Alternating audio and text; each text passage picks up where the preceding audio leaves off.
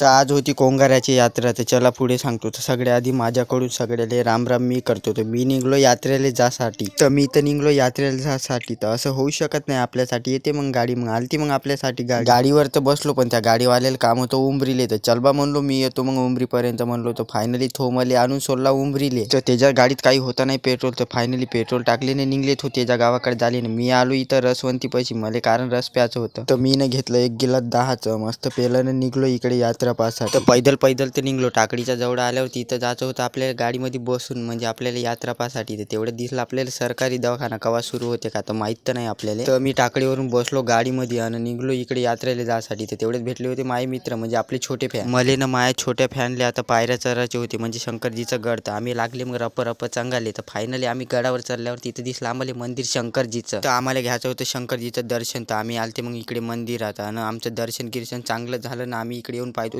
त्रिशूल होता चांगला मोठाच इथं. तर आमचं दर्शन झाल्यावर आम्ही आलते मग इकडे यात्रा पाहासाठी. फायनली इकडे यात्रा पाहायला आले. तर तेवढ्यात दिसले होते माझे मित्र, म्हणजे आपले छोटे मोठे राहतेच ना मित्र आता. तर तेवढ्यात दिसलं आपलं अभय भाऊचं दुकान चिवड्याचं. तर रोहन घेऊन म्हणे आम्हाला चिवडा खाऊन जा म्हणे आमच्या दुकानातून. तर हो का म्हणलं. तर आम्ही 10चा चिवडा घेतले, खाल्ले ना निघले घराकडे जासाठी. तर तेवढ्याच जितेश भाऊचा ऑटो येत होता पांडकवड्याकडून कोंगाऱ्याला. तर आम्ही त्याच्या ऑटोमध्ये बसले ना निघले घराकडे यासाठी. असेच आपले व्हिडिओ पाहण्यासाठी आपल्या पेजला फॉलो सबस्क्राईब कर आणि दुसऱ्याला पाठवून टाक.